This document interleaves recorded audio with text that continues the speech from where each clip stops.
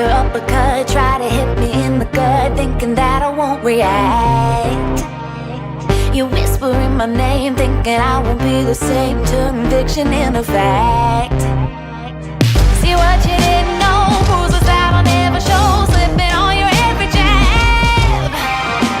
So tighten up your fist, step into the ring with this. I hope your mama's got your back. First round, you thought you would've knocked me down. Fifth round, bleeding out the side of your mouth. Final round, holding the sound of my name in the crowd. You didn't bust. Oh, oh, oh, oh. You didn't bust. Oh, oh, oh, oh, oh, oh. Just 'cause I took a break, you're making a huge mistake, thinking you can take the throne. Look at you trembling, step into the lion's den. Bet you wish you stayed at home. Begging for mercy underneath your breath when I ain't even sweating yet. My legend's written in the stone, yeah. You're crying danger in defeat is now your only friend. Even your mama's gotta know. First round, you thought you would've knocked me down. Fifth round, bleeding out the side of your mouth. Final round, holding the sound of my name in the crowd. You didn't bust. Oh, oh, oh, oh.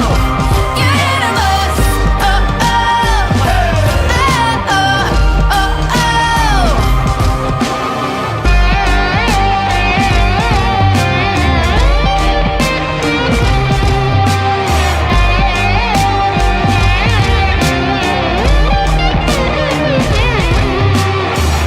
First round, fifth round, final round. Oh, oh, oh, yeah. First round, fifth round, final round. No, no, no, no, no, no. First round, you thought you would've knocked me down. Fifth round, bleeding out the side of your mouth. Final round, holding the sound of my name in the crowd. You didn't bust. Oh, oh, oh, oh. You didn't bust.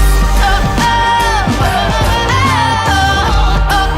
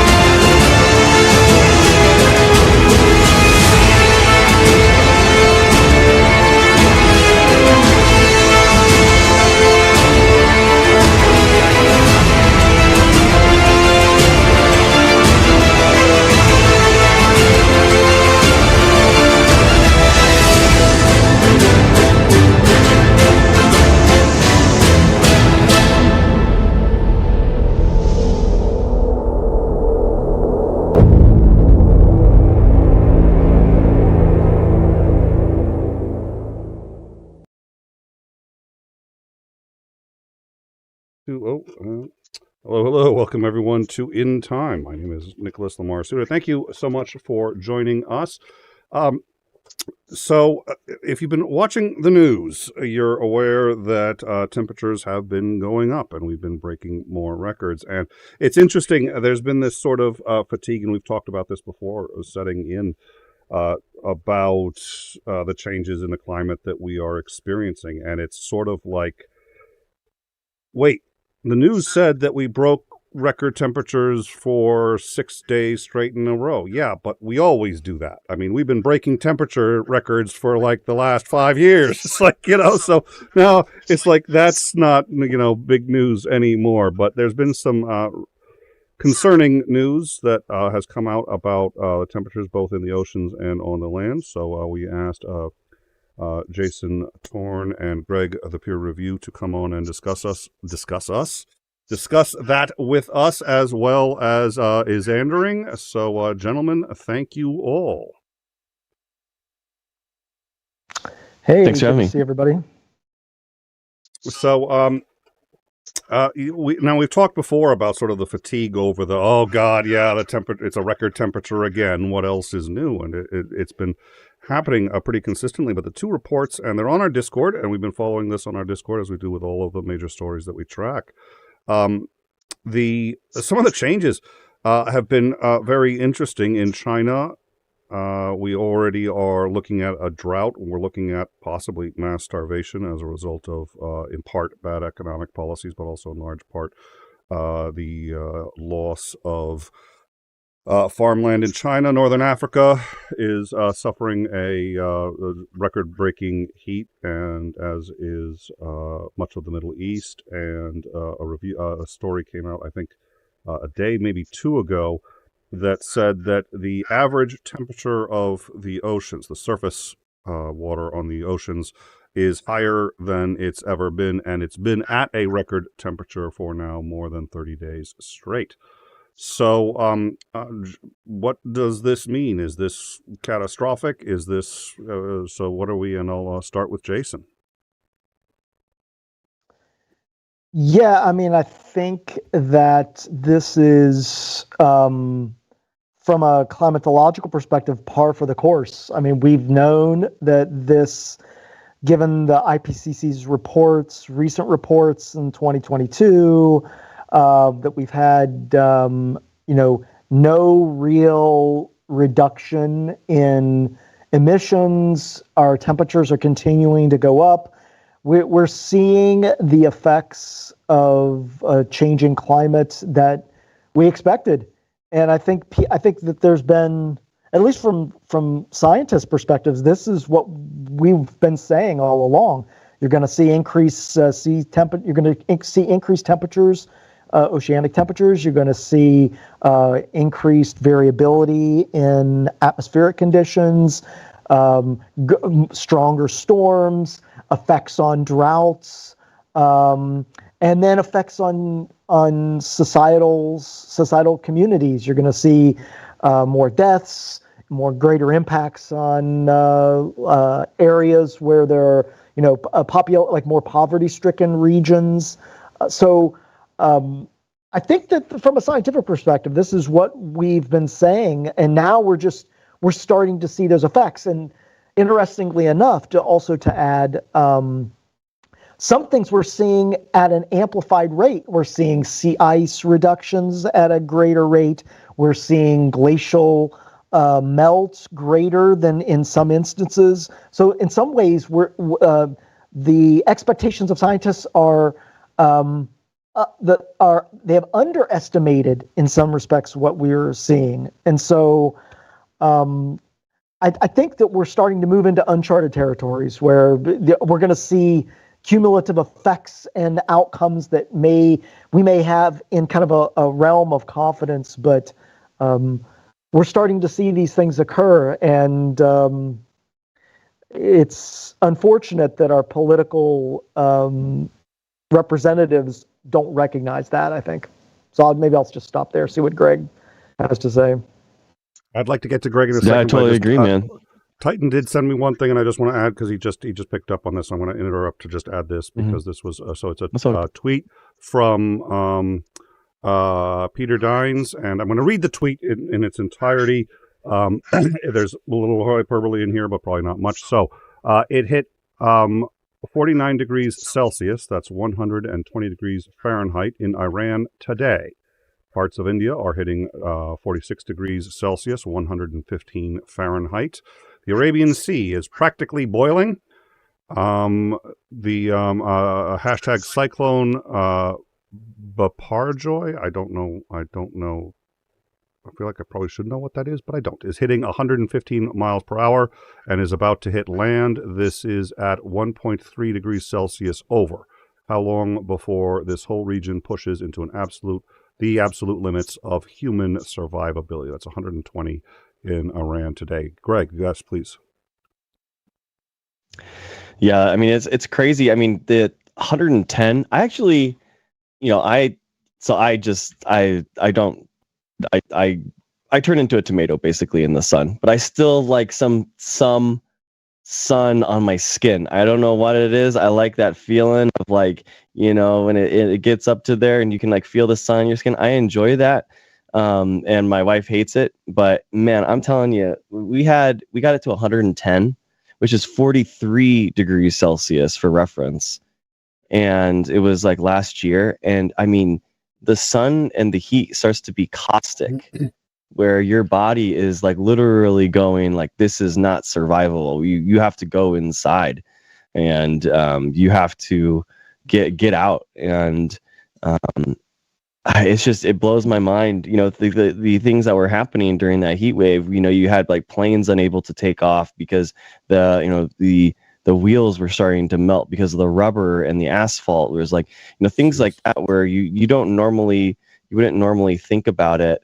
The hottest I've been in, it was 117, which is 47 degrees Celsius. Anyway, it's just that those temperatures are so hot where it really is insane.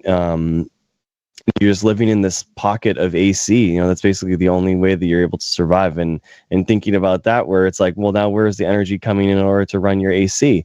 It's not just like, oh, I just need to be in these AC pockets and everything else is fine. And it kind of like isolates us even more from nature, right? So then we're kind of like not seeing the impacts of it. But obviously everything that Jason was saying is 100% correct. And you see it in a lot of different areas too. It's just, there's so many different reports. The IPCC report, which I linked in the chat. So this is the AR synthesis report. So, the actual reports that they come out, the IPCC comes out with is, over 1,000 pages long. So this is what I linked is basically the summary for policymakers. And so if you're interested in those are really beautiful, actually, like figures and stuff to really like go over a lot of it.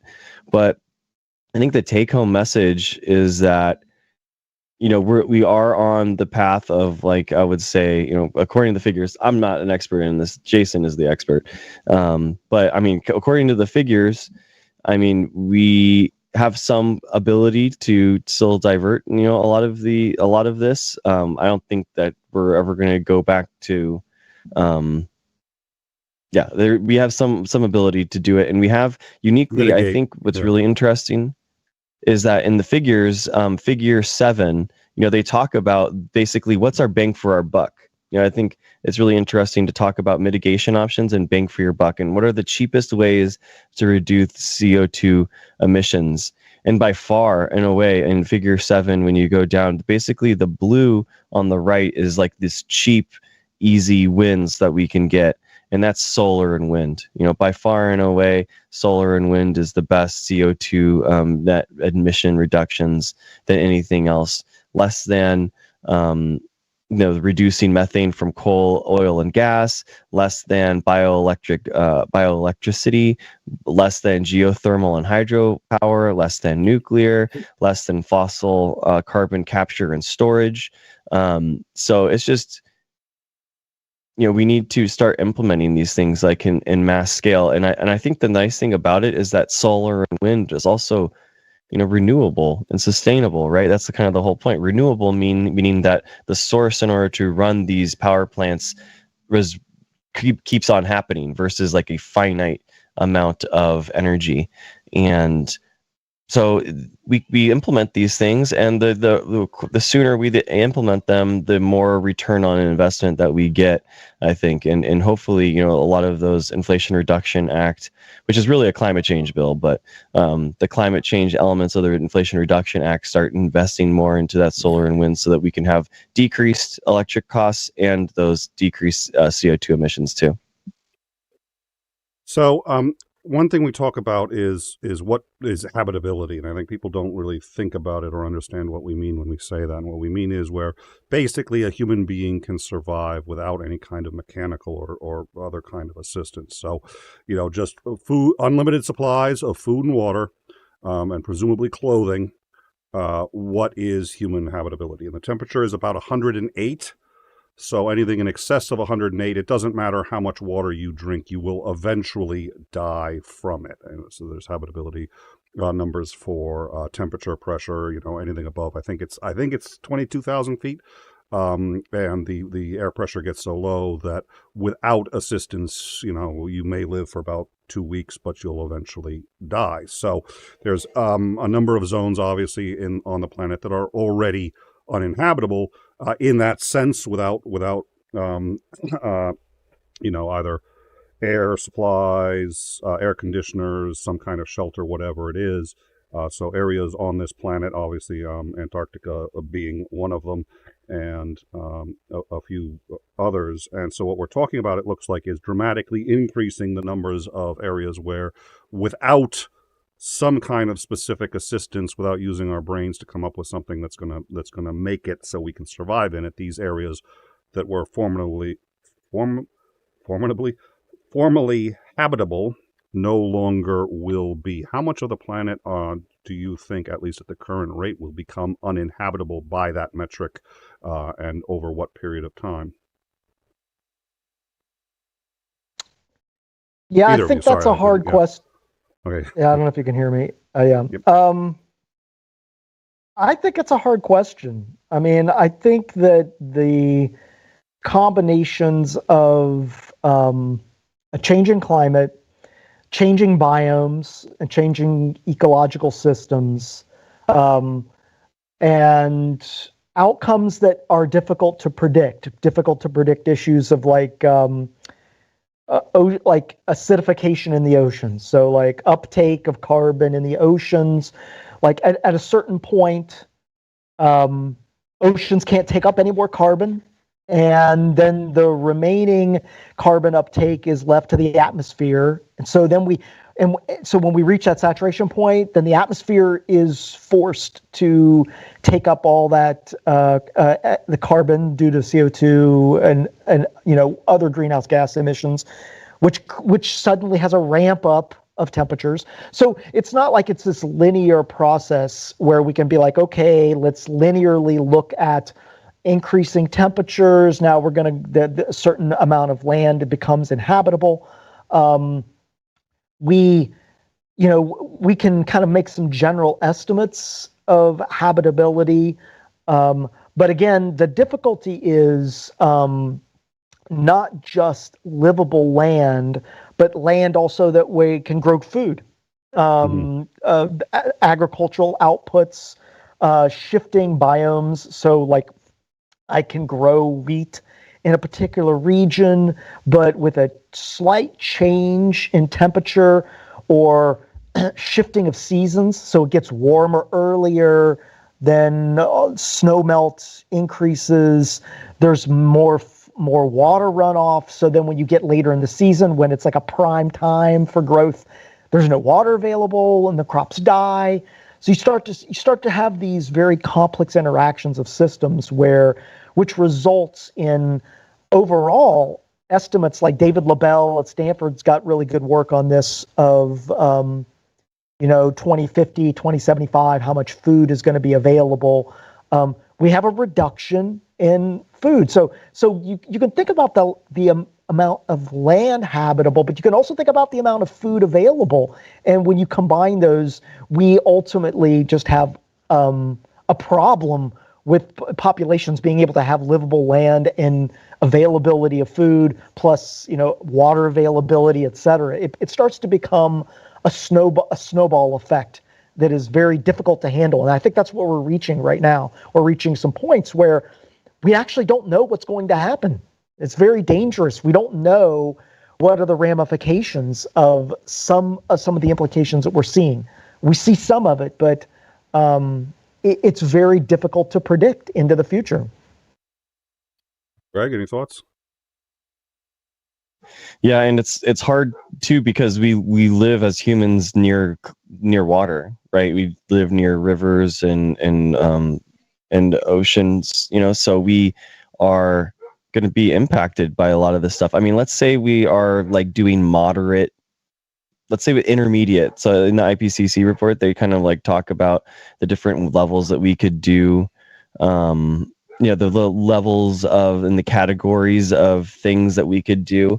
So like, let's say we do an intermediate way of, limiting these things, which is kind of like the I would say like the C6 scenario, which they're outlining in the IPCC report. I mean, that's going to mean for a lot of the United States, a lot of South Africa, all of Europe, Northern Africa, Asia, we're talking on the range of like 4, 5, 6 degrees Celsius of change in the annual hottest day temperature change. And 6 degrees Celsius is 42 degrees Fahrenheit.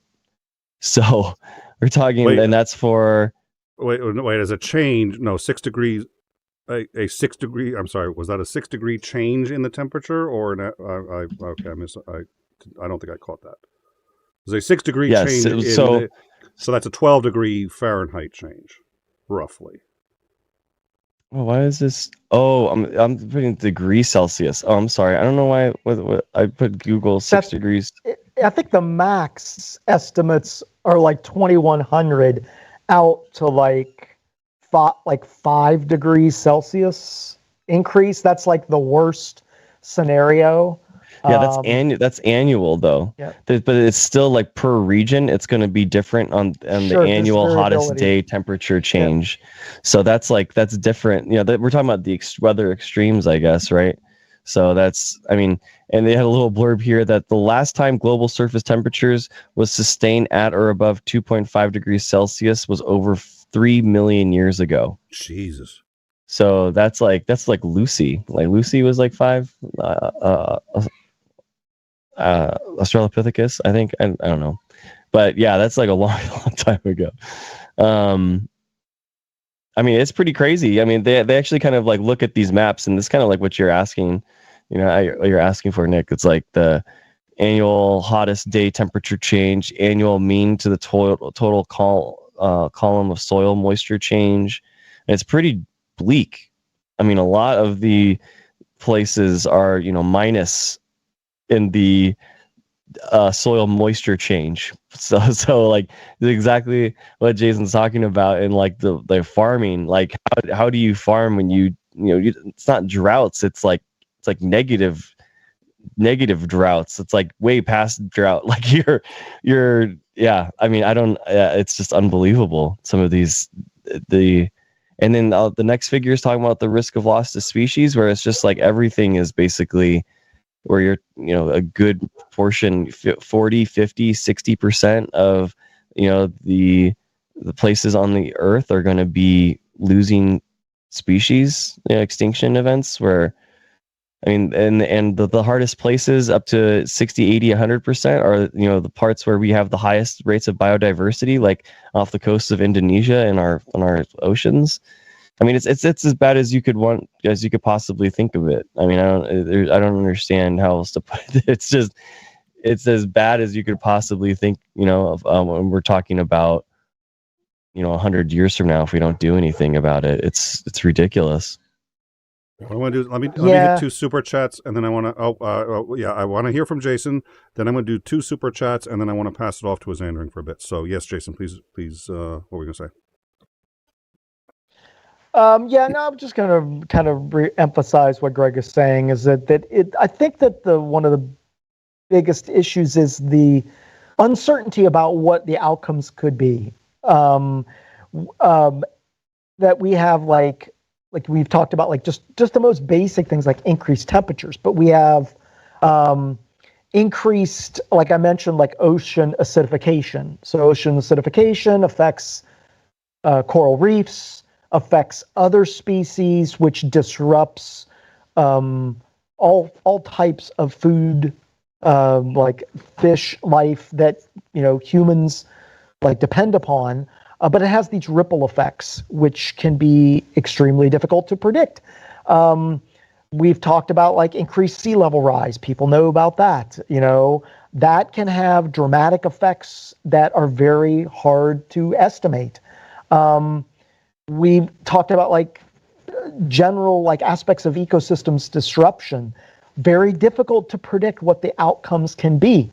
And so when you start to get second and third degree steps down the line, it starts to become very difficult to predict. And this is exactly what we don't want. If we can't predict what's going to happen, we run into scenarios that we are just unable to adapt to.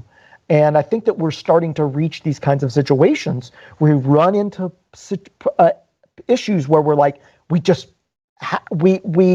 only thing we can do is deal with it's just trying to adapt to what we're seeing, that the mitigation becomes very difficult. So that's why it's really important the issues that we're dealing with now of reduction of CO2 are going to help to address problems down the line that we may not foresee. And I think this is just it's the last thing that humanity likes to deal with. They want to deal with the here and now.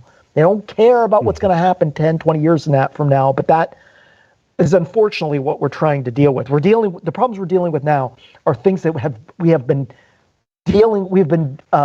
it is the result of tens and tens and tens or hundreds of years of effort where we haven't done anything about it. All right. And I'll stop. I'm sorry to kind of run on. No. I think it's important, and I'm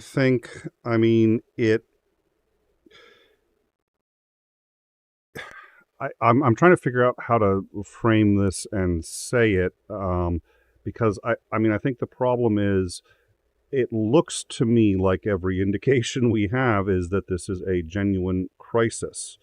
And part of what makes this a crisis is that while there's a good deal we can predict and know, and all of that is actually really rather bad by itself, it could end up being significantly worse because of all of these things that we don't know.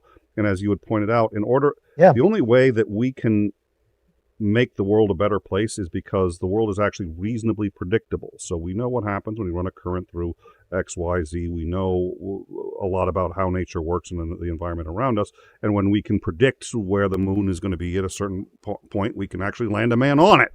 And when we can predict things and project out into the future, it means we can adapt so much better. And if we're starting to lose that in a significant way, it seems like that on top of the problems that we can already predict seems rather scary, but it's also something where people have been talking about how scary this is for a while. And again, even with these numbers, which are here, they are now, it's sort of like the reaction that we've been getting is sort of what I said earlier, which is, what?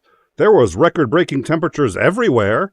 Well, yeah, there was a couple days ago, too, and the week before that, and the month before that. I mean, what else is new? It's sort of like, no, it's like we've already kind of, we've gotten the fatigue of all the warnings about what's happening, and we're not acting as quickly as possible.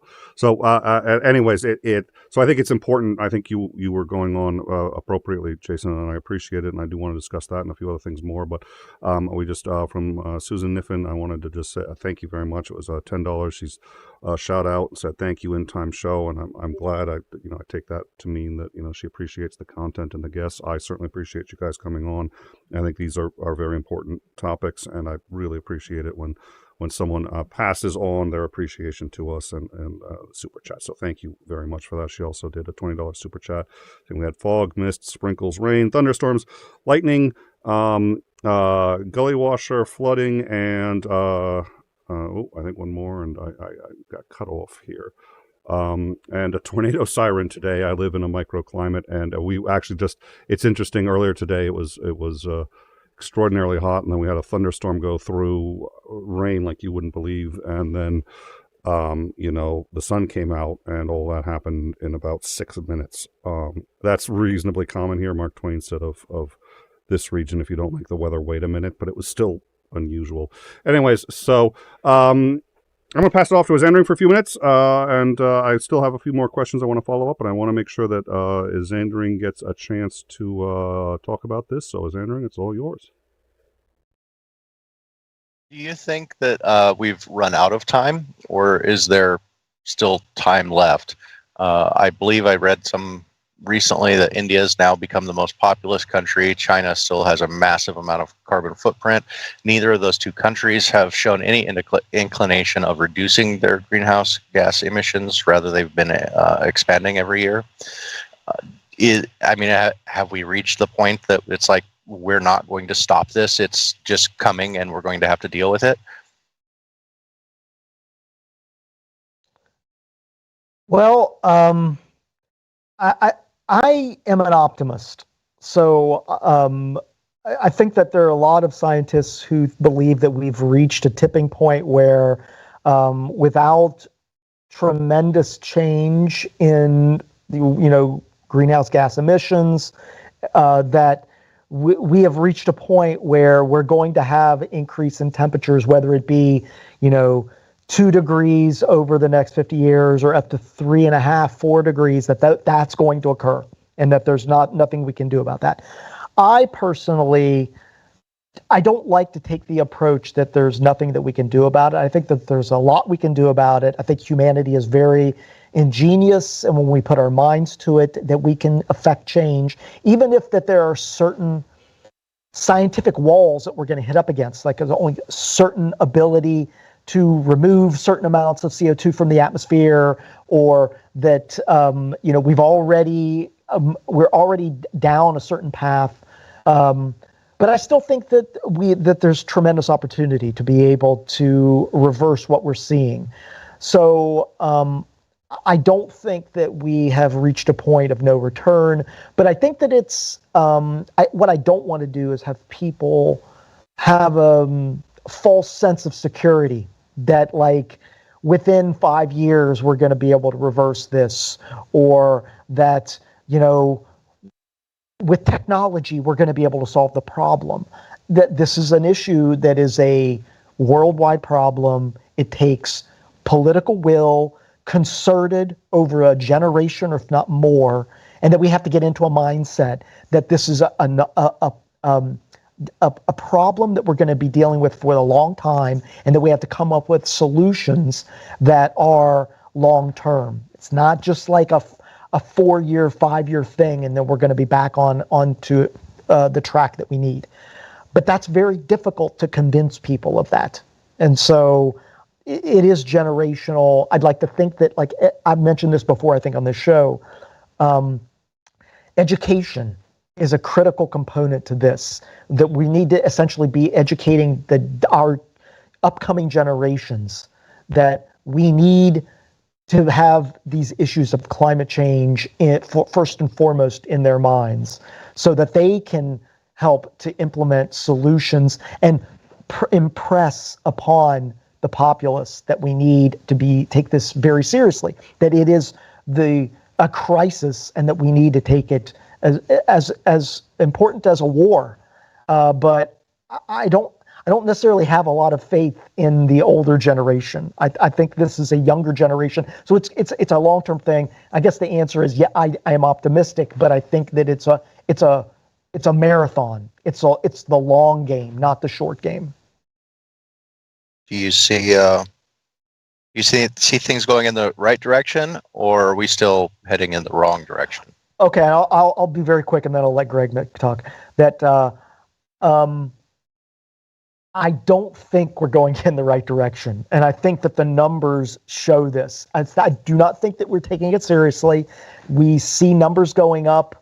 The recent IPCC report is essentially saying we're on a track to have extreme increased temperatures over the next 50 to 75 years. So I don't see the changes that need to be made. I don't see the political changes. So are we headed in the right direction? No. I think we're We are not on track to where we need to be going. And maybe I'll let Greg comment. No, I totally agree. I mean, even if we implemented the policies that we talk about, and we're talking, like, we're actually thinking about, like, this is what Figure 5 is about, and we're talking about the different pathways that we can go. I mean, we could implement policies, and then, but we're still not, like, you know, we have to go the other way. like implementing the policies and stuff kind of like stops the upward trajectory. So then where the line kind of flattens out, but then it's like, okay, so what are we doing to actually like limit the warming that is happening and stuff? I mean, that's a completely different, you know, like an idea. And I feel like that is, some like kind of like bioremediation kind of stuff that needs to happen that we're not even close to even talking about. We're talking about still like implementing the policies that just curb, you know, CO2 emissions. And the United States had like peak CO2 emissions in like, I think it was like 2006, 2007, you know, and yeah, per capita where we are super high. But yeah, as Andrew, you're right. Like, you know, total globally, you know, net, you know, we're talking, you know, obviously China and India are going to be higher than us. But per capita, the United States is still ridiculously high. And a lot of that coming down from 2000 peak CO2 emissions was basically the EPA creating a cap and trade system where these coal power plants are able to upgrade to fracking material, basically. And you know, that created a system where these old coal power plants could actually be revitalized into, you know, a new, cheaper technology. And fracking is like one of the reasons why the United States is a net energy exporter right now, which is pretty crazy, but you know, it is true. But how we actually get into a scenario where we start like actually getting better and for these outlooks in 2060, 2080, 2100 is, you know, mass scale, you know, more than that. We can't just like limit emissions. We have to start going the opposite direction. But yeah, I mean, I'm afraid what's going to happen is that we are going to continue to have increased temperatures. We're going to continue to put CO2 in the atmosphere and other greenhouse gases. It's going to have a ripple effect that has dramatic political, economic, health implications. And then we're going to have political unrest. We are going to have countries that are poorer countries who are more at risk for death, starvation, other dramatic issues, be pressed into unimaginable situations. There's going to be unrest. There's going to be revolutions. There's going to be wars. There're going to be these situations that we just can't control, and they're going to be driven by these issues. And so we're going to be like, why are we having like wars, fight? You know, all these, you know, like fighting over land and food, and it's going to be because of these long-term climate issues that we haven't addressed in, you know, the late 1900s, early 2000s, you know, and there's going to be nothing we're going to be able to do with it, to address it. Like even right now, we do a reduction. Like, well, let's say we implement the Paris Accords. We, you know, countries come on board, but we still see increased temperatures because, you know, it takes time for us to even see a leveling off. Then people lose political will. They're like, why are we doing this? It doesn't matter. We have these sacrifices. We should be using the fossil fuels that we have. You know, we're people starving anyways. We're not seeing any reductions. We get into these situations where it's difficult to maintain that political will to keep doing what we're doing. So we're reaching a point where it becomes very difficult to get large countries to be able to address these issues. And I don't know what the answer is. I don't claim to have the answer. I think many scientists and policymakers don't have the answers. Yeah, it's like, I mean, it's like an analogy would be like running a marathon, and like unnecessarily burdening ourselves with like a heavy backpack or something, and then at the very end, after everyone's passed us and they're going to close down the marathon thing, just as it was shutting down, and then the lights go down, and then finally we're like, oh, we can just take off this backpack for the last like foot. And you're like, well, why did you go through why did you do that whole marathon with that backpack on? It's like, what were you doing? You know, we're making it harder on ourselves, and to the point where at the very end, like basically we're going to have to exponentially do more in order to mitigate things that we could do very easily now. But I mean, I don't know. I mean, to be honest with you, like this is, you know, these are really stark, you know, they are bad. But if Xandrine, your kind of questions and stuff are along the lines of like, you know, what can I do? What are we actually kind of doing? What's the point of, you know, these things? You know, I would not focus on global CO2. That is not like the scenario where I would like be focusing if I was not a scientist, if I'm not like a climatologist, if I don't understand these things. Because, you know, you could run like, we could be like, oh, I'm going to get a Tesla. I really care about this issue. I'm going to get like an electric car because, you know, I heard that they're more efficient and all that kind of stuff. And then you go and you live in Missouri and the freaking, you know, electric bill and all the electricity from the wall is coming from a coal-fired power plant. It doesn't really matter.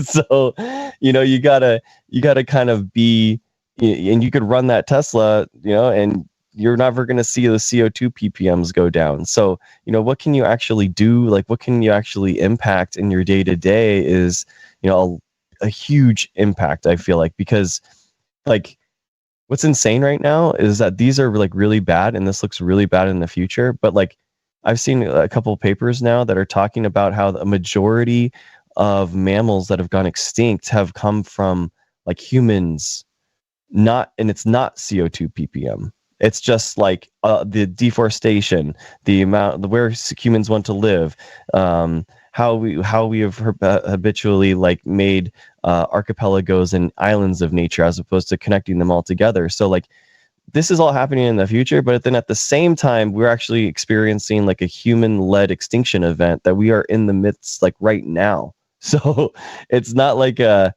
maybe this could get bad in the future. It's like things are getting really bad right now, and we're really hampering like any future solutions by like killing off all the biodiversity and stuff right now.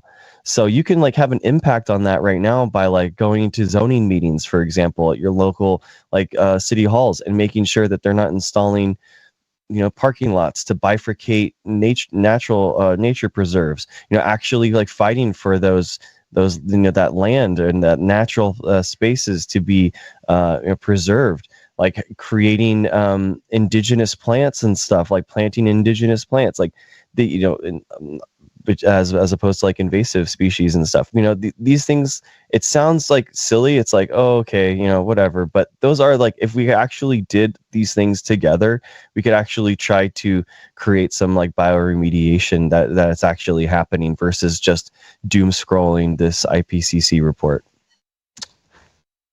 I got to, oh, go ahead.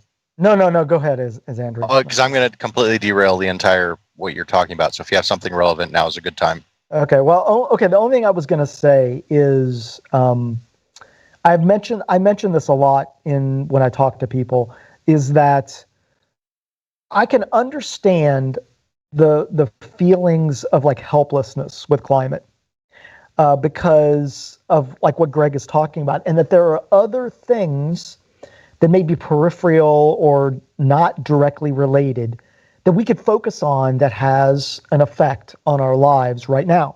Agreed.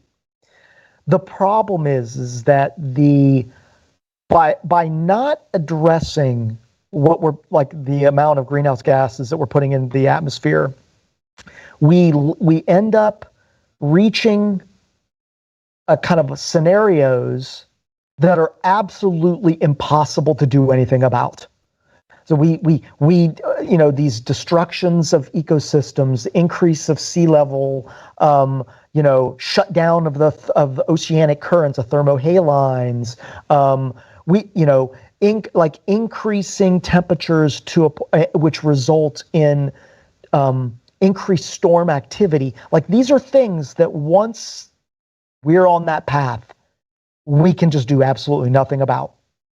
And so it requires this will to be able to say, we're going to do these things that reduce greenhouse gas emissions, even if it's punishing for us, even if we don't see any effect. Like we're doing it to prevent this thing from happening that is into the future that we know will happen, but isn't happening now. That is very challenging, particularly in a world where people are like, give me something right now. I'm concerned about this quarter. I've got to put food on the table for my kid. I'm worried about December. I'm not worried about 2050. I don't give a shit about 2050. That is very difficult. But the result is we end up reaching a place of these outcomes that kill millions and millions and millions of people, and then we can just do absolutely nothing about it. So yeah, I agree. I mean, there's like extinctions that are happening that happen naturally, and then there's the extinction, like climate change is causing extinctions as well. You know what I mean? It's like and then it exacerbates, and there's this thing called trophic cascades in ecology where, I mean, just the removal of otters in Alaska's shoreline meant that the fisheries collapsed. All the fish like collapsed, and it's like, well, it's because the otters are eating the urchins, and the urchins eat the bottom of the kelp beds. So without any kelp in the water, none of the fish had any place that was safe in order for them to actually like nurse their young. So all the fish died when they tried to kill all the otters for their stupid hats. And so we can have like these cascading problems because of CO2 that we don't really understand. And I agree with you. And especially like, they actually talk about this in Figure 7, where it's like reforestation, the ability, the conservation of these places, just having plants there obviously are going to like increase CO2 takedown, right? Because of photosynthesis. So like, why isn't that a viable strategy? Well, it's just because it's like cost per CO2. It's very, very, very expensive. That's why kind of like these bioengineering ideas are kind of, I mean, they theoretically work on paper. Like, why don't you just seed the ocean with iron, and then you could have photosynthesis take down all the CO2? And it's just like, well, now we're creating another cascade that could have another problem, right? Versus like these easy slam dunks, which is like solar, wind. Like these are like huge, like everything, like there's no reason for any of our energy to come from anything from solar or wind right now. Like it just doesn't make any sense. And their energy bill is going to be cheaper from it. That's what blows my mind. Like for the end user isn't not going to change anything. And I feel like when we talk about, I do think that we should focus on the easy wins, and the easy wins are the ones that are the thing where the end user doesn't change anything in their lives. They don't have to do anything else. Like they don't have to go vegan in order to do this. They can just like use the light switch the same way, but instead it's just sustainable and renewable versus coal. So it's like, and I do think that there is a lot of like discussion to be had about like changing how we do this. Like, is consumer capitalism really like the idea that like, is this idea, as I say, in a garage full of stuff because of my family of 6, right? It's like, it's what do I do? What do we do? Like our world just like isn't compatible. It feels like, in our economic models and how we kind of approach these things just kind of like isn't compatible, with this kind of like minimalist lifestyle. And I don't feel like people are going to go back. Right. That's the thing that I don't, like, even as a scientist, I don't know. Like I'm sitting there throwing away plastic 96 well plate after plastic 96 well plate. We're all these things that we're studying and using for science, like we're wasteful even into the scientific field. It's just so tough. And I know Xandring wants to say something, but I just want to say like maybe 30 seconds or a minute, is that one of the areas of research I've been focusing on is the effects of climate change on human health. And so I'm part of a research team that is it's pandemic decision science. It's through University of Texas and Oxford and Georgia. We're working on an NSF center to work on this area. And one of the things I've been looking at is the effects of climate change on pathogen incubation periods. So like how climate could spur on a future pandemic. So that's like an example of like these unexpected outcomes where like fungal infections are increased due to temperatures. Or like permafrost melting exposes viral pathogens that haven't been seen for millions of years. It hits humanity and it kills a bunch of people. So it's like I saw that movie. But yeah, exactly. Yeah, there are movies like this. It's like a completely unexpected, difficult to address. Anyways, I'll just stop there. I know Xandring wants to say something. So, well, and I want to do a quick interjection. Because you were talking about basically essentially prophylactics versus addressing a problem after it's already so avoiding it versus it just reminds me of the 80-year-old man ends up in the hospital and he's dying of pneumonia and he may not make it, and the doctor says, I think we can pull you through this, but from now on you have to get a flu shot, and you have to get a flu shot every single year. And he goes, well, I used to do that, but they're not effective, and I stopped doing it. He goes, well, what do you mean? Well, I've had a flu shot every year for the last 10 years, but I never got the flu, so I stopped taking it, and this is the first year I never got a flu shot. And so sort of like, maybe there's a reason you never got the flu. But it's anyways. That just got me. Anyways, that was a thought. Anyways, please, Xandring. It's not often that I get to catch Nick out lacking at his job, so I have to take advantage of any time that actually happens. And we often forget that we've talked to both of you a couple of times, and so we know who you are. And sometimes we forget that there might actually be new people watching the show. So we should probably at least take one moment for you guys to say who you are and what it is you do and why we should be listening to your opinion at all. So maybe we could start with Mr. Greg, the algae guy, and then go to Jason. I'm a recent graduate of with a PhD with microbiology. So that happened just a month ago. So I've been focusing on that. Congratulations, doctor. So thank you. I appreciate it. I've worked like in climate change related things, like in the technology space. So I work with since it started in 2010, working at an algae biofuels lab, trying to, look at algae as kind of like a way that we could try to create more sustainable, renewable fuel options. And then I worked in kind of like genetically modifying organisms with plants and then yeast. And then now I'm working, where my PhD was in nanotechnology approaches to improve biofuel production.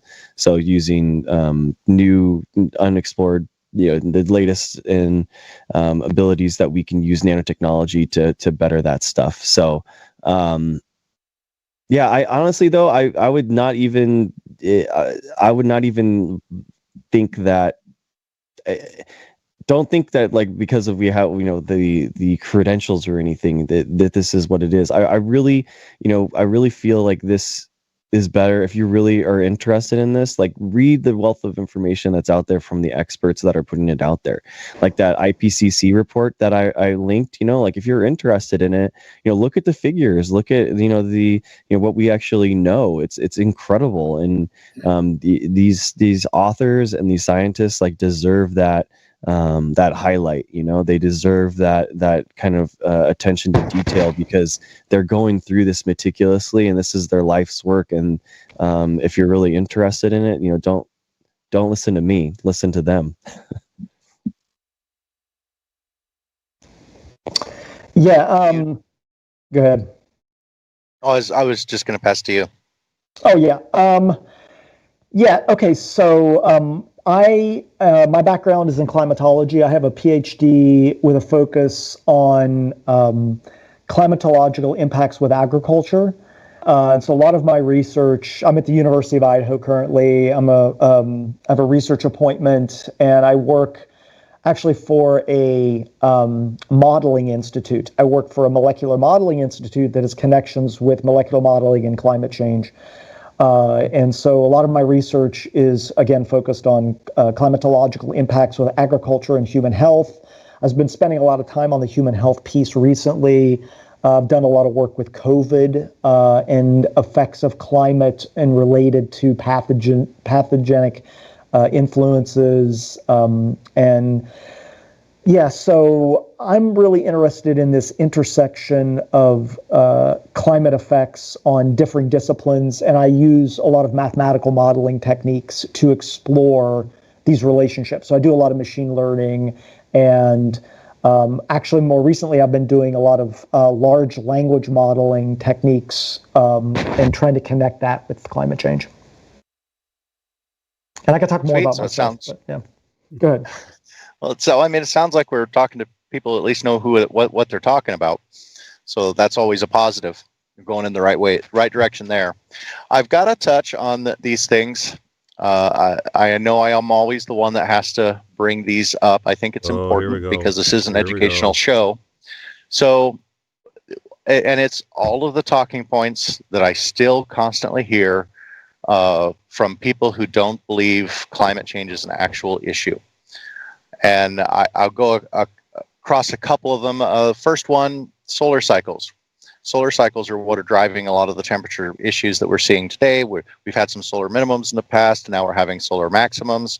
And so these are really just kind of solar cycles, not really much to do with human beings. What is your response to that? I mean, are you talking about solar, like solar activity, like solar flares, or are you talking about orbital cycling? Both. You know, or primarily, yeah, I mean, okay, the objection I've seen, is that, there's an increased activity of solar flares every 11 years or whatever, and that's what we're seeing, and that explains the numbers, Yeah, we don't show that at all in the research. Very minimal effect. We know that the preponderance of the reason that the changes to our climate are due to greenhouse gases. It's primarily solar radiation, greenhouse gases, and reflectivity. How much the planet can reflect that solar radiation coming in. When we look at kind of the mathematical structure of the energy balance of the planet, how much energy comes in, how much energy is retained, that we've known for like over 150 years that we understand the physics of how greenhouse and the chemistry of how greenhouse gases function and why they retain energy on our planet. And we know this physically, and we can model it. So we have excellent models that incorporate these physical processes, and we do a great job of estimating what results will be with regards to that. So the answer is one, like for solar flares, very, very, very minimal effect. What I oftentimes it's brought up is orbital cycling. People think that like the so-called Milankovitch cycles, so the shifting of the orbit of the Earth, changing its ellipticity slightly, over like 40,000 years, or the wobble of the Earth, how the Earth wobbles, or the kind of the rotational change of the Earth, that those things can combine to affect the amount of solar radiation that the planet receives. That can have like a 10 to 15% increase. That can be enough to shift us into a ice age or not.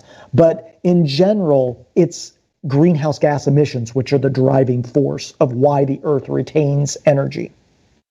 And I could talk more about it, but I'll stop if there's questions on that. You have anything to add, Dr. Greg? Thanks.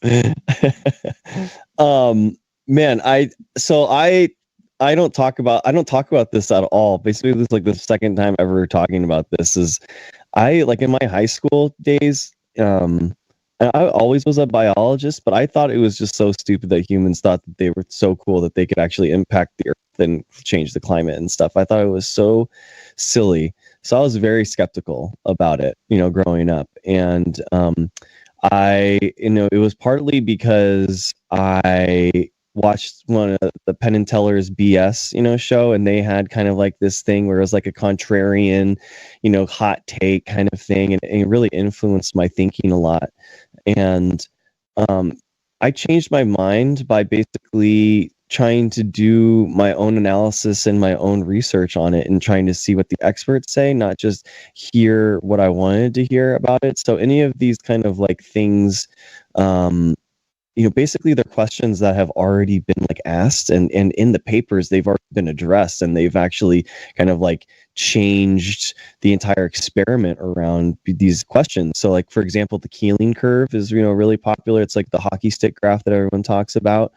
Everyone's like, oh, that doesn't make any sense because they did measurements at a major city, because a major research institution's going to have, increased CO2 emissions because there's all the exhausts and all the humans that live there and everything. And it's like, well, I mean, no, actually the Keeling curve was actually measured in Hawaii, and they actually knew that, so that they actually, they knew in the study, and they did it specifically. They took it there, for that reason. So I think, you have to have like a good faith question of like, why do I believe the things that I believe, and I think that you have to kind of like look at the data and why, what if you believe in something, what's gonna change your mind, and Jason would probably outline really easily, actually, what are the things that we would need to know in order for us to know that the humans aren't impacting climate change.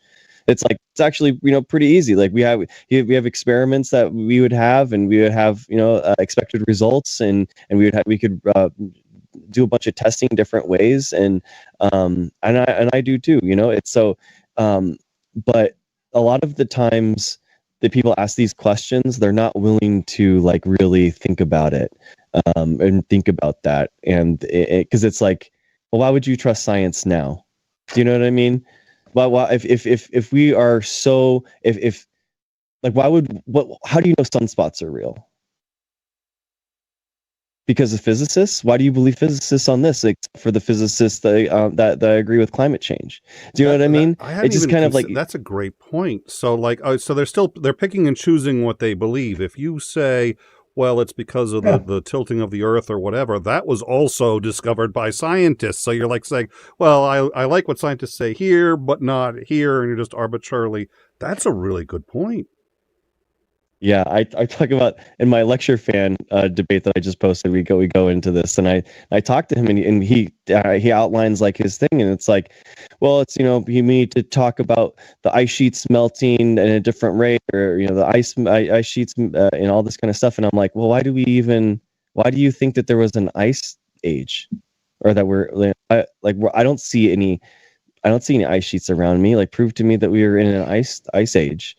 And it's like, well, we know that because of what? Oh, the ice cores. Oh, we're gonna cite the ice cores now. So yeah. I mean, I run into this a lot, and I debate a lot of people online, and like I oftentimes will say, like, do you go to the doctor? Do you drive a car? Do you use electrical? Like, do you have electrical lights? Do you have plumbing? You use a phone. We're on the internet right now. Like, all of these things, you have a level of trust that there have been these scientists that have formulated hypotheses and test these things out. And you have a certain level of trust that certain things work. So there are some things that you acknowledge, scientists, you acknowledge the science behind certain things because it works. But in other things, you don't want to acknowledge it, even though they support technology that you use in everyday life. I mean, the same technology that we use and that meteorologists use is the foundation for climate science.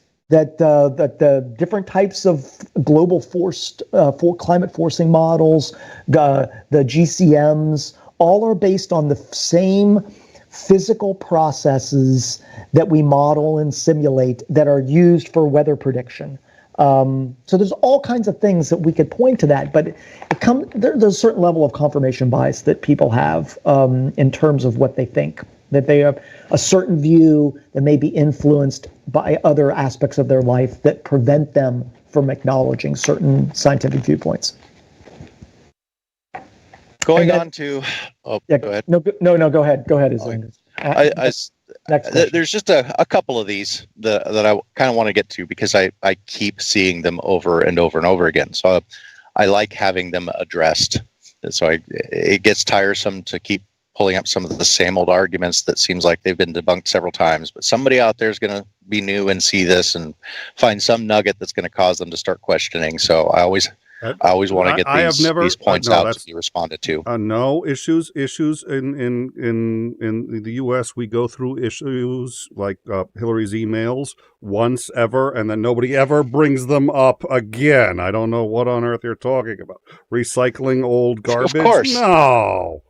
Once it's debunked, it's just debunked, and that's it. We can move on. So the next one I hear so constantly is, look, the Earth's climate is constantly shifting. It's shifted lots. We can go back. We're accepting the science, at least insofar as saying that, things are changing, but they've always been changing. It's like there's been periods in history where it's been warmer than it is now.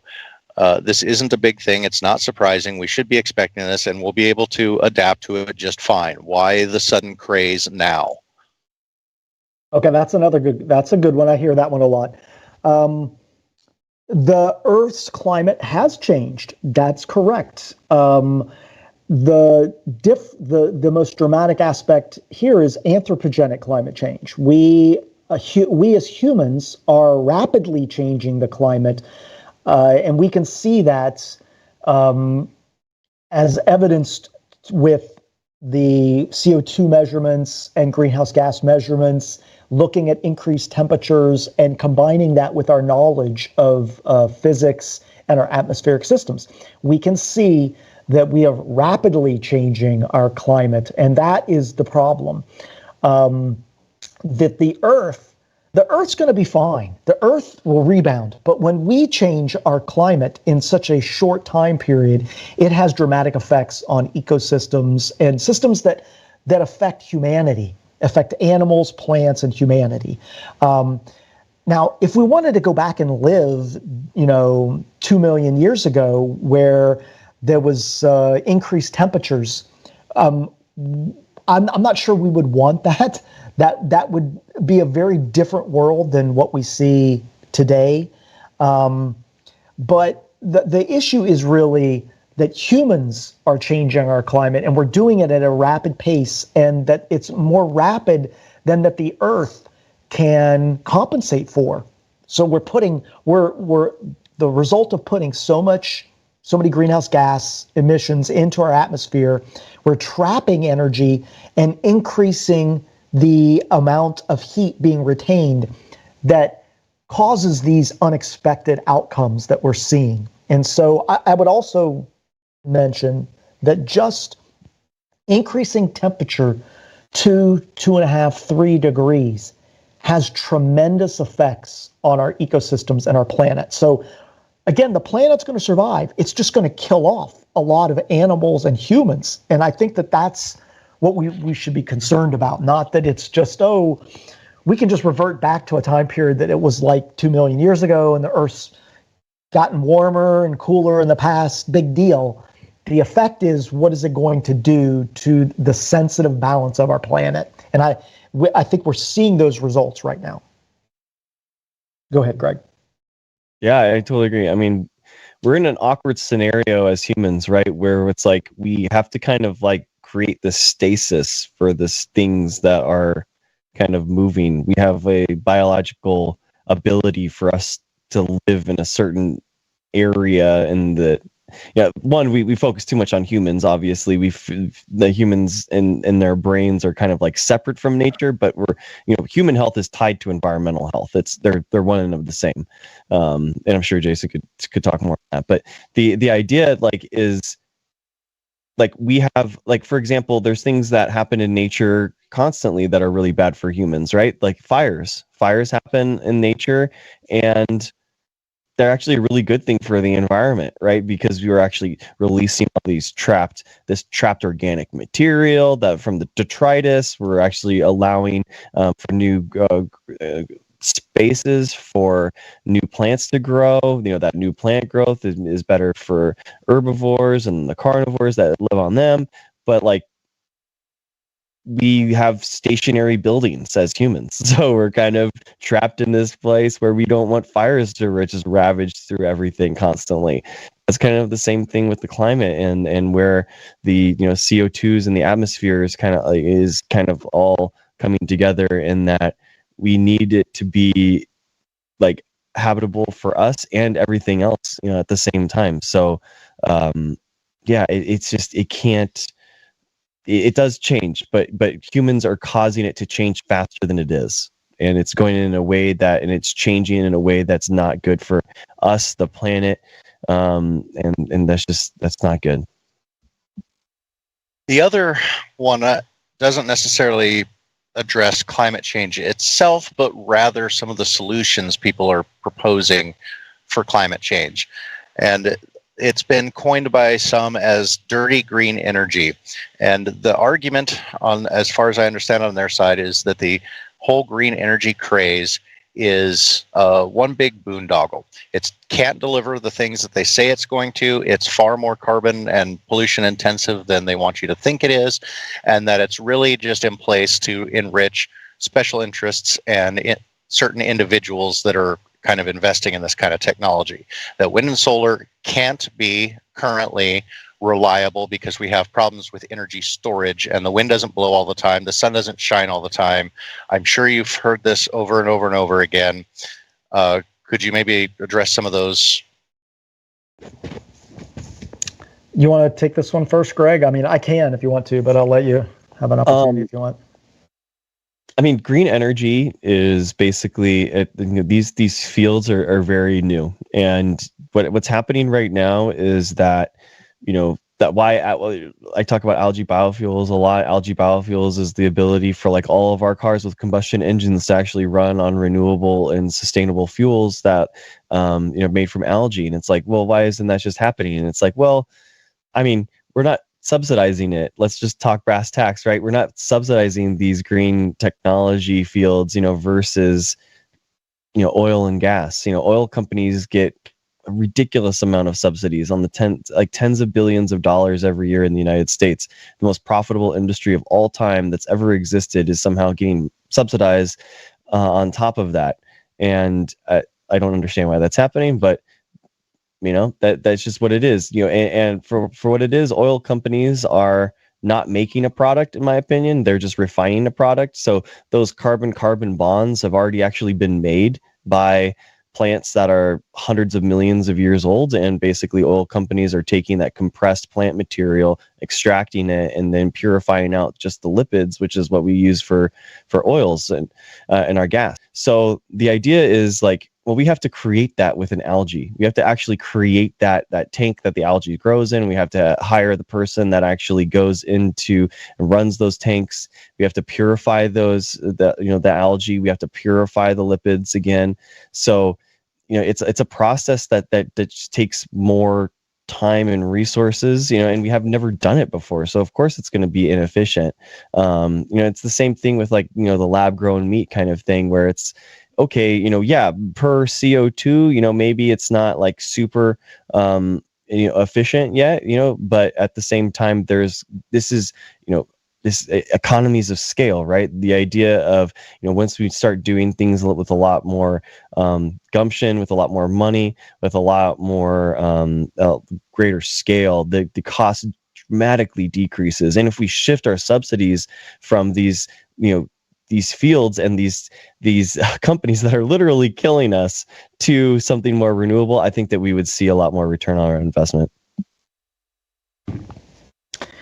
Yeah, I mean, the one thing I would say maybe from a higher level is big surprise, there are companies trying to manipulate and take advantage of people by, with green energy. I'm not surprised. I'm not surprised that there isn't some corruption in these areas which result in fleecing consumers. But I think that is irrespective of the issue of the value of green energy and moving towards renewable resources or resources that are not fossil fuel focused. I just think that over time, we will have more regulatory systems in place that ensure that consumers are not fleeced with regards to green energy, that it is maybe done in a legitimate and ethical manner that is not, you have an intersection of capitalism here. There are capitalism pressures that are trying to take advantage of that and make money off the backs of consumers. But I'm not surprised that that's actually happening. But again, it is irrespective of the fact that there are these mechanisms that are not fossil fuel dependent that we have to shift towards. So there are going to be growing pains. There are going to be growing pains in those areas. And I just don't want that capitalistic structure, which has some corruption involved in it, to detract from us wanting to focus on those areas, because that's an important facet in terms of addressing climate change. So I would say that I can see the warts that may exist in that sphere, but we just have to get past that. So I think that there's some more regulation in place. I would also note we still have corruption in the fossil fuel industry. We have, people taking advantage of consumers with regards to the fossil fuel industry. So it cuts both ways. Do you think the technologies Tesla and similar companies are working on are going to save the world, moving over to most of our commercial-based energy off of electricity versus combustion engines? Yeah, that's a good question. I have talked about this before, that I think that the electric car movement is a good direction, but I think it's just yet another capitalistic opportunity for, the oligarchical structures to be able to take advantage of that to make money. Because the reality is that, yes, there is benefit to that. I would grant you, but I would not say that those industries are going to be our saviors. I think that there's going to be difficulty in that area as well. So I think basically combustion engines have a lot of problems, but three main problems where you have the extraction of it, is in a different place than where you're using it. So you're not tied to that. When you combust an engine, right, you're not seeing any of the actual CO2 come out of your engine. So you have no visual reference of actually how many tonnage that you're actually contributing to the atmosphere. And then waste product wise, you don't actually see that accumulation of CO2, right? There's no visual marker for you to actually see kind of what's happening. And electric vehicles kind of happen in the same way, where the mining of the rare earth minerals and all that kind of stuff in order to make the batteries, you're not connected to that. When you're actually using it, you're not really connected to the seat where your actual energy is coming from, with whether or not be a coal-fired power plant or CNG or renewable.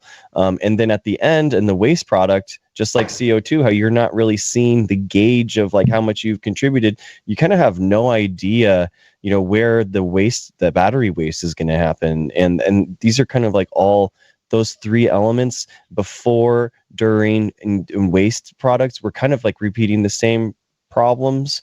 And this is kind of where I fight for, algae is kind of an interesting way we can actually use combustion engines.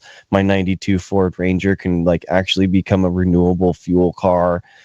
Things like that, where we're actually using the trillions of dollars of infrastructure that we already have in pipelines and tanks, and it just makes more sense, to me. But but on average, though, by mile, we're talking motors are way more efficient than engines.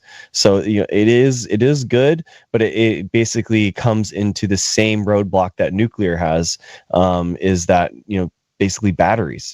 Batteries are not that efficient, and we need more we need more research into that and more technology to be developed in that. But there's ways and technology that already exists in order to solve these problems. So many of like these reviews and stuff in climate change and stuff, you kind of like into the technology aspect of it, kind of like all comes down to like, oh, batteries just need to get better. We can solve this problem once batteries get better. And it's like, wait, we have technology right now to solve all these problems, but we're not implementing it right now. So that's why I'm very skeptical about like this holy grail battery that's going to come out and make everything better. But in my opinion, it's a, you know, I think that you got a huge influx of energy of electric vehicles made by these popular car manufacturers, and now you have, you know, people buying them. So it's just frustrating. I really feel like there needs to be more education going on. You know, where is your energy going from? Like, really, if you're, you know, if you don't know, you should Google it. You should Google, you know, where in your county you're actually getting your energy from. And if you don't like that answer, then you can have a big impact on that. I've noticed that humanity in general seems to be pretty poor and have a poor track record of addressing problems that they can see coming, but aren't necessarily happening yet, or at least there isn't the perception that they're necessarily happening right now. So we're tend to be fairly poor at mitigating things. And on the positive note, we are generally have a good track record of being able to adapt to them. I mean, we are still here. I guess you could argue that point, but I'm happy that you're a little bit more optimistic. I always like talking with especially Dr. Greg, because, you know, ever since he blew my mind with the algae fuel, because, you know, people may or may not know I'm an over-the-road truck driver, so, you know, fuel source for commercial industry is a topic near and dear to my heart, and so I'm really hoping that we can get some more of that slimy stuff to put in the fuel tanks. And so we did have a super chat. Do you want to grab that? Oh, it looks like we've got a couple of them. You want to grab that, Nick? Sure. Sure. So yeah, Level 70 asked a question along those lines. I think that's a good question. And I've never even heard of the green ammonia, so this will be a learning experience for me. Has green ammonia been looked at as a fuel substitute to gasoline? It emits no greenhouse gases. Level 70, thank you so much for that super chat, 699 Canadian. We really do always appreciate our supporters, so thank you for that, gentlemen. Let's start with Greg, since we've had this discussion with you before. Any thoughts?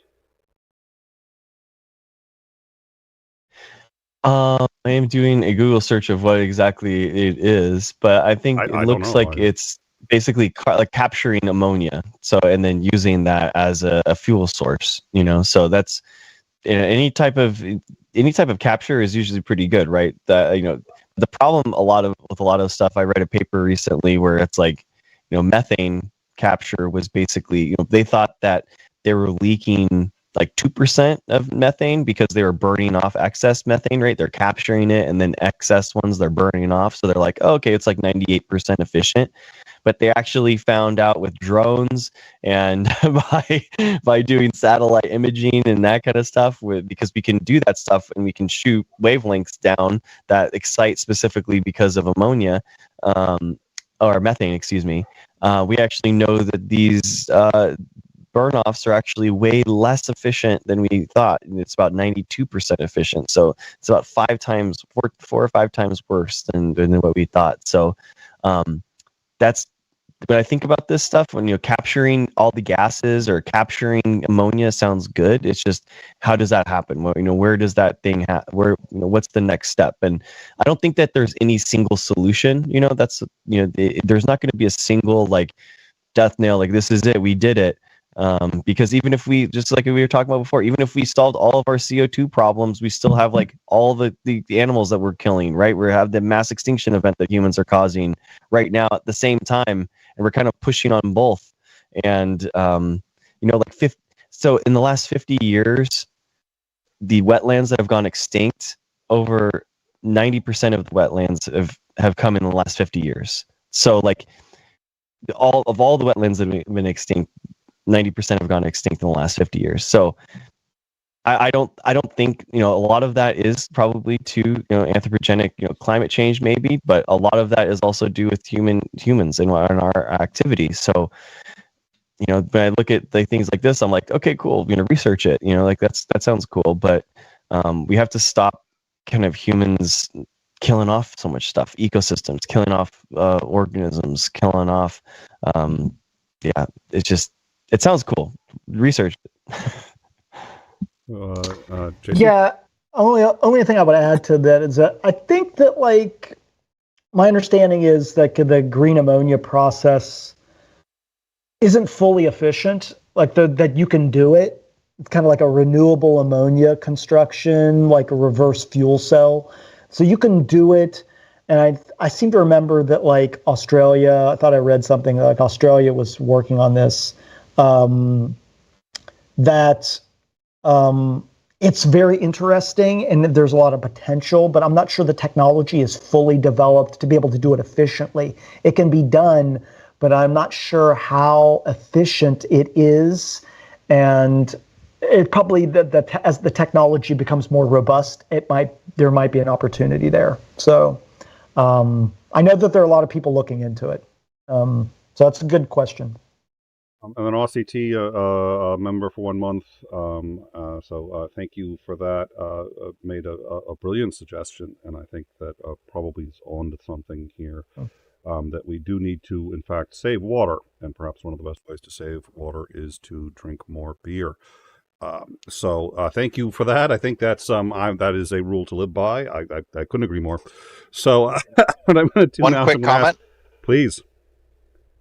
On that topic, because he was talking about the efficiency of the systems, and one of the things I've noticed is that when you look at the history of petroleum use, it started off as pretty inefficient, and we've gotten to the point now where modern diesel engines, for example, in the commercial industry, are incredibly efficient when you look at the gains that have been made.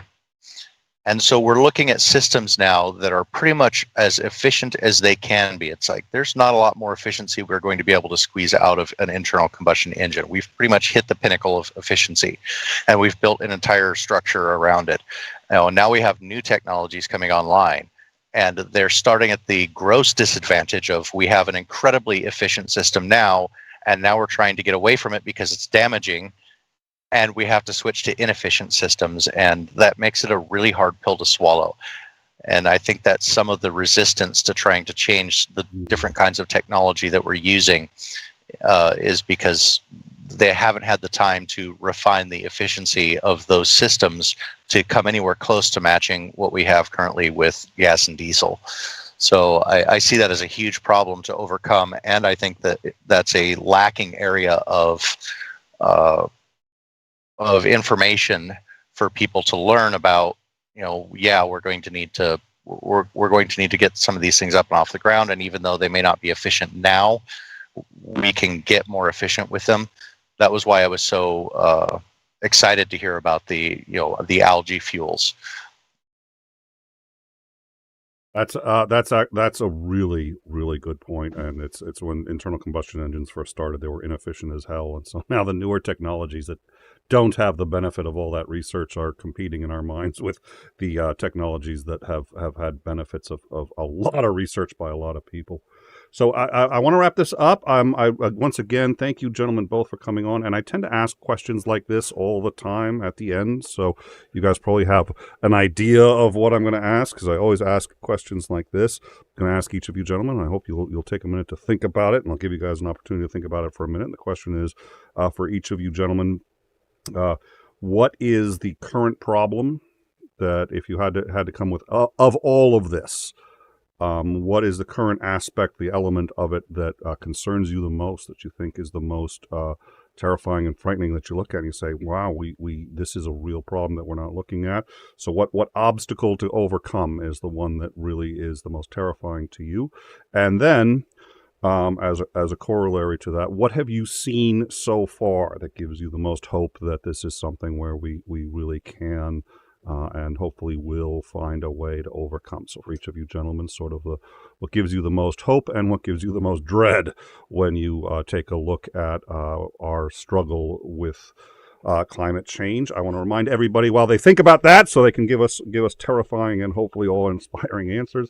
Tomorrow we will be having Commander Lance McMillan on our sister channel, Overtime. Hope you guys will join that. What's the difference between In Time and Overtime? Real simple. They're both educational channels, and you'll see roughly similar content.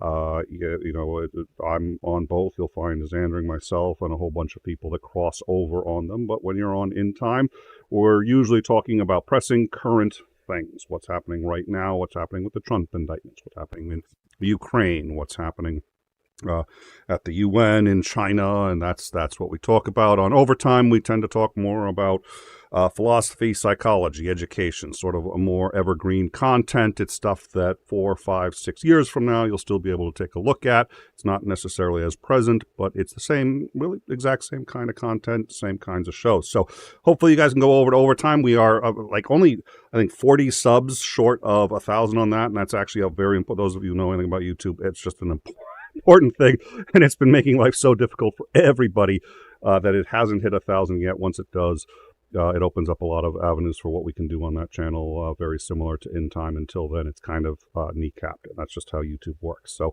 we hope you guys will go over there and give that a like. We hope to like any content you like. We hope you'll share it. We've got a video coming out on exactly what did happen with Hillary Clinton's emails. Yo, boy, mistakes were made, but it's worth knowing exactly what happened, how and why. So we're going to be putting out a video on that, just because by some roll of Lucifer's dice, all of a sudden that's in the air again, and in a very big way. So we're going to talk about that, past precedents for classified material and what we're really looking at. It'll be a short video, but we hope that by the time you're done with that, you'll at least know what the facts are and be able to go forward with your own conclusions. So like, subscribe, share that content. It's a great way to help us out. Another great way, of course, is Super Chats. Become a patron, become a member.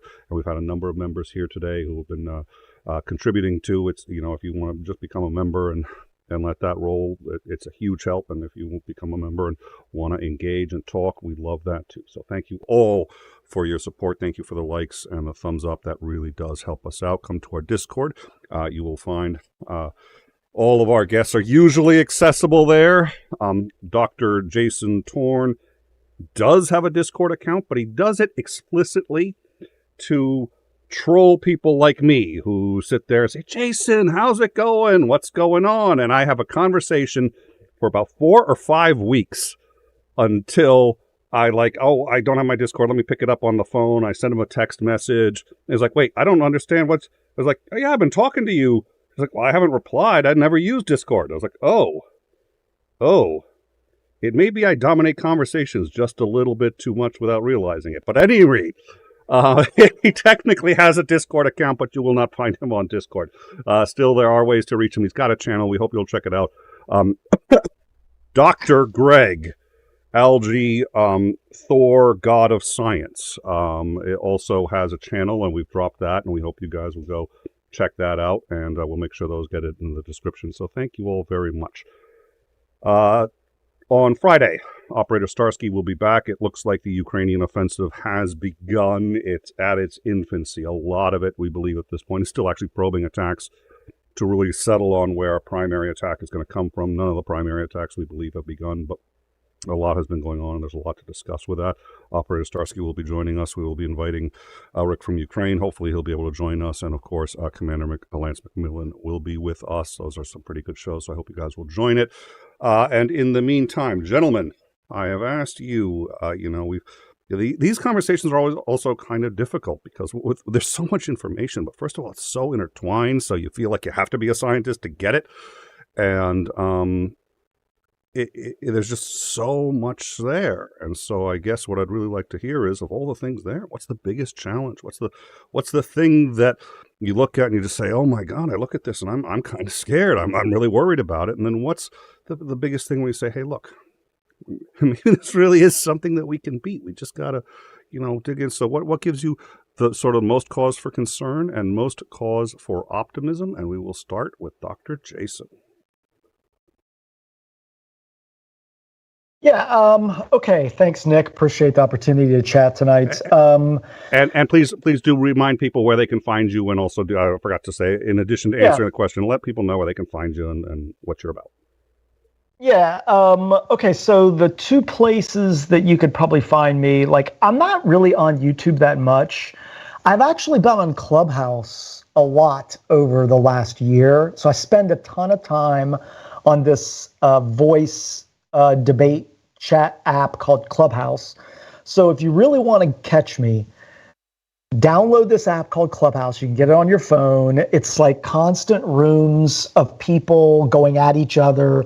If you just Google Jason Torn, you'll see me. You can follow me, and then you can jump in a room and you can chat with me. That's probably the easiest way of finding me.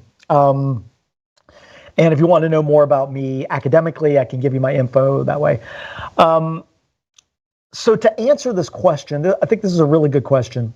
What is the most challenging, and what is like gives me the most hope? From a challenge perspective, it's twofold. One is like, I'm most scared about what the effects just pure on human health. Like, I think that there are all these issues of like increased sea level rise. What are the dramatic effects in that respect? But I'm most interested in these aspects of these direct effects on health, and not just perceived health like increased temperatures with cardiovascular disease, but things even as nebulous as increased suicides, increased depression, pathogenic responses, and aspects of increased pandemics. I think that climate is creating scenarios that have these very complex interactions in terms of the effects on health. Now, combined with that, I also think a challenge that I want to mention that is also the optimism I have is the aspect of education. And I've mentioned this to Nick before, which is I think that the reason that we are in this situation is because we have such poor, particularly in the United States, we have such poor educational systems to be able to educate people on the value of science, that what scientists actually go through to understand this complex issue of climate change and why we feel so strongly about the importance of addressing it. The fact that we cannot educate the population to be able to accept scientists and what scientists say as legitimate is very, very dangerous. It's dangerous with regards to climate change, but it spans into all types of scientific areas. When you start to say that scientists are a cabal and that they're biased and they're not putting out legitimate information and that they're just taking grant money and, it's some corporate cabal issue, then really we're really down the rabbit hole in that respect. So I think the health aspect is kind of a direct, tangible issue, but the educational facet, I think, is the driving reason why we can't get people behind the problem of climate change. Now, the optimism I have is also in education, because I think that we have, in the United States and other places, we have tremendous individuals who are working in areas that we never thought of, and that can come up with technologies and ways of understanding these problems that can help to solve these issues, ways that I have never thought of. And I think that the youth and the next generation are going to be the ones that help to solve this problem. And that's what gives me optimism and hope. And so we have to put energy and our efforts to support new types of innovation and research, and to push those things and to bolster our educational system to address that dreaded issue, but also to increase the optimism and positivity to make an effective change with regards to the problems of climate. And so maybe I'll just stop there. Dr. Jason Torn, it is always a delight to see you, and I've also seen you around on a lot of other channels that I like to frequent, Amy Newman and others, so it's always a lot of fun. So thank you very much for that. So I will get to Greg in just a minute, but before I do, there was one other thing that I thought was interesting. Level 70 said wars. We talked, especially when COVID was first starting, and people were trying to talk about the numbers and the impact of COVID, which it's important to know what the impact of COVID is, because if the mortality rates are really, really low and it's not that dangerous, it's like, well, that's pretty useful information to know. And if they're really, really high, that's also useful information. You can't just make effective public policy if you don't know what the mortality rates are.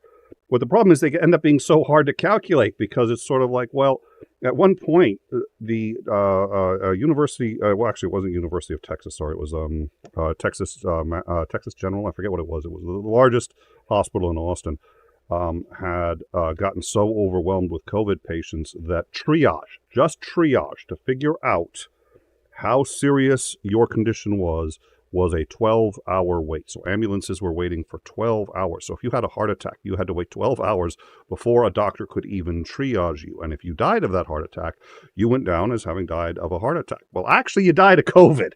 You didn't actually die of the disease in any direct, meaningful way, but you're a COVID death, in as much as if that disease hadn't have overwhelmed the hospitals, you'd probably still be alive. And those numbers are much harder to calculate. Now, what Level 70 just said in the live chat, which was really important: wars. As resources get more and more scarce, wars go up. It's the best indicator of what's going to cause a war is the scarcity of resources. And one of those resources that there's a lot we've talked about. Talk about land for a second. As people are displaced by rising seawaters and they go into other countries, food resources start to get strained, and countries that have very little food but have a lot of weapons see a country or neighbor that doesn't have a lot of weapons but has an awful lot of food. You got a war. And you can sit there and you wouldn't necessarily say that those are climate change deaths. They're not in the strictest sense, and yet. So that was, I think, by Level 70, that is a great example of it's very hard to calculate just how bad this will be, because here's all sorts of serious ancillary problems that on paper aren't climate change and yet wouldn't have happened but for. So I just want to just shout that out. So we also have Dr. Greg with us, and so I think you had heard the question: what gives you the most cause for concern and the greatest cause for optimism? And please also let people know where they can find you. Yeah, I have a YouTube channel called The Peer Review, so you can get there by going to thepeer.review. I have actually, I did when the Inflation Reduction Act went out. I had a video on that going over the details of why it's actually the biggest climate change bill that's ever happened, and then also going through point by point. So if you're interested in this, check out that video. But then also I have some debates with Fabian Liberty, Rob Knorr, and Lecture Fan on those. So if you're interested in that kind of content too, let's check that out. So I just want to completely mirror what Jason said, and I think it's a really good point in the importance of also like science communication, right? Like communicating the science is really important as well. So I really appreciate him coming on as the expert on climate change and climatology. I am not, so I appreciate that. I guess I wanted to leave people with, I could mirror what he said, but also I could kind of, my biggest fear is kind of like people don't take these, what we talked about and kind of put that into action. So if you're really cared about this and you listen to this, then you should take the next step, and obviously you should be voting, right, for people that put these things forward. Don't throw away your votes. Your votes matter, and they vote they matter locally and nationally, right? So you should be thinking about, at your city level, about, what's your city's climate action plan. Basically, every city now has a climate action plan and how they're going to deal with these issues that we had talked about. Like, how is your city going to deal with it? Is your city actually applying for these federal grants in order to make buildings more sustainable, more renewable materials being used for those type of things?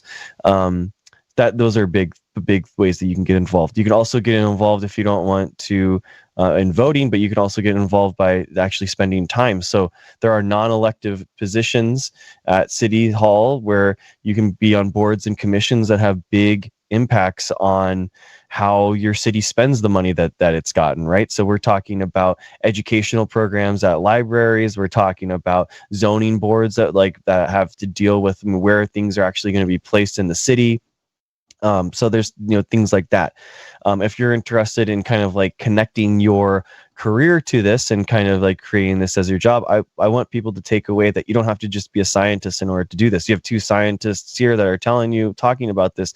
We have huge ways to actually impact this stuff. So, like the IPCC report, interestingly, I mean, they did a really good job, not so much in this one, but they actually went in they went and talked about all the different ways and all the different categories that you could impact climate change. And it's a lot more than you would think. So like, for example, they actually showcased, for example, how like civil rights could actually have a big impact on climate change, because they found that women spend more time on public transport. And when they have equal rights, they actually invest into new technologies. So civil rights and getting women at the right of the table, in the conversation, actually starts electrification. So civil rights is tied to reducing CO2 levels and just creating more renewable fuels and renewable generation for fuel in general. But that's kind of like where, and if you're interested in this stuff, there's a lot of different ways, like becoming a lawyer, becoming an environmental lawyer, there's getting in a lot of different industries. I wouldn't want to tamper anyone down from exploring these areas, like nuclear, for example. If you're really interested in that, explore that, for real. It's, if you're interested in electric cars and making them more efficient, we need more researchers in there, so I wouldn't take any of, if you have passions for it and you're interested in it, then explore that. I guess my biggest pet peeve, though, if you really want to, like a hot take, I hate this idea that you can't have kids if you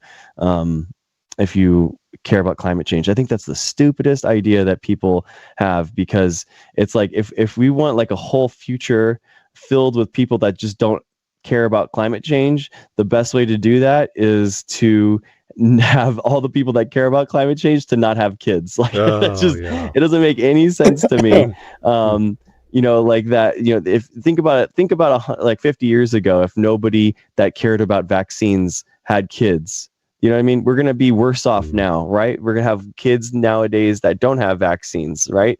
It's the kind of same way with climate change, where the best way to instill your values and your ideas and to teach how important the environment is to get involved with and have kids and teach them about why it's important to care about the world. And it's not like a net negative necessarily, because they could be part of the people that help solve this thing. So they could have a huge beneficial impact for themselves and humanity. So yeah, thanks for the opportunity again. I appreciate it. Oh, my pleasure. It's always a delight to have both of you on, and the two of you together is just a combination I really like. So thank you, gentlemen.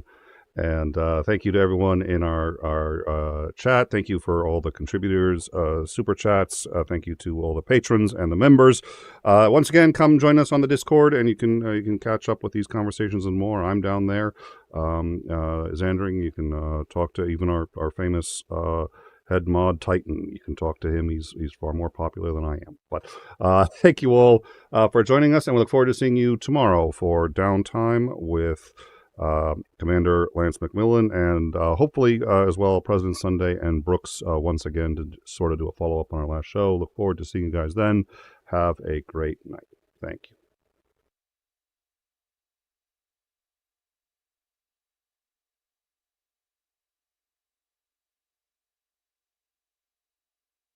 All right, and so there was a technical thing. The software on the back end crashed. So I had to just kill the stream manually. We can't go to